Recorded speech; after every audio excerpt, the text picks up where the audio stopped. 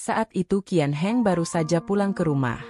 Kali ini kepulangannya sudah sangat dinantikan oleh anjing peliharaan Cheng Xi yang dititipkan pada Qian Heng. Kebersamaan mereka membuat Qian Heng terlihat sangat bahagia. Kemudian ia mengirimkan fotonya pada Cheng Yao, tetapi dikarenakan hubungan mereka masih belum membaik, Cheng Yao tidak memberikan balasan apapun pada Qian Heng. Lalu di keesokan harinya Cheng Yao mendapatkan sebuah surat jika ternyata Qian Heng setuju dengan saran yang Cheng Yao berikan agar Lin Li dan ibu mertuanya bisa menyelesaikan permasalahan mereka secara kekeluargaan. Hal itu pun membuat Cheng Yao merasa sangat bahagia. Dan sesampainya Cheng Yao di perusahaan, ia langsung dihubungi oleh Qian Heng karena Qian Heng mengajak Cheng Yao untuk mempertemukan Lin Li dan Ran. Di malam hari Cheng Yao sudah bersama Lin Li di rumah sakit. Tak berselang lama Qian Heng dan Ran pun ada di sana. Pertemuan itu terlihat sangat bermakna bagi menantu dan mertua tersebut. Lalu sembari menunggu mereka mengobrol, Qian Heng terus saja memberikan perhatiannya pada Cheng Yao. Tak berselang lama mereka pun akhirnya mendapatkan kabar baik karena akhirnya permasalahan klien mereka bisa terselesaikan dengan baik, bahkan mereka juga mendapatkan ucapan terima kasih yang begitu besar.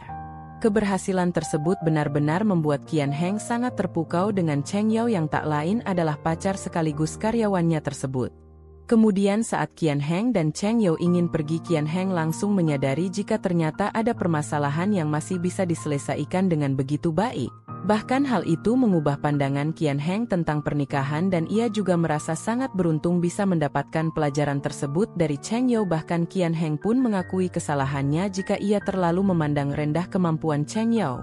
Mendengar semua itu membuat Cheng Yao tidak bisa menahan senyumannya, apalagi Qian Heng dengan tegas mengatakan bahwa ia bersedia menganggap Cheng Yao sebagai saingannya di meja pengadilan. Hal tersebut langsung membuat Cheng Yao merasa sangat bahagia dan hubungan mereka pun kembali membaik. Bahkan ketika di perjalanan pulang, Qian Heng terus saja ingin mengendong Cheng Yao. Hal itu benar-benar terlihat begitu romantis, apalagi mereka kembali menikmati keindahan air mancur bersama. Kali ini Qian Heng dengan penuh keberanian mengajak Cheng Yao menikah karena Qian Heng ingin terus bersama Cheng Yao, namun Cheng Yao malah menjahili Qian Heng dengan mengatakan bahwa ia tidak menerima lamaran pacarnya itu. Hal tersebut benar-benar membuat Qian Heng menjadi begitu panik. Di hari berikutnya Qian Heng kembali bekerja seperti biasa, tetapi tiba-tiba saja Wu Jun malah ada di sana dan langsung ingin memeluk Qian Heng. Ternyata keberhasilan Qian Heng dalam kasus Ran membuat firma hukum mereka mendapatkan pujian. Lalu Qian Heng melihat postingan Cheng Yao tentang dirinya yang mendapatkan sebuah penghargaan.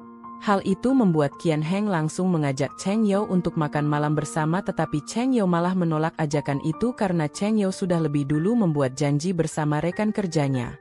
Hal tersebut membuat Qian Heng segera mengajak semua karyawannya untuk bergabung bersama firma hukum Jin Heng.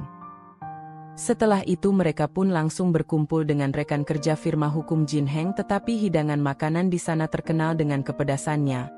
Alhasil beberapa rekan yang lain memilih untuk tidak bergabung bersama mereka sampai akhirnya hanya tersisa Qian Heng, Gu Bei, Cheng Yao dan Bao.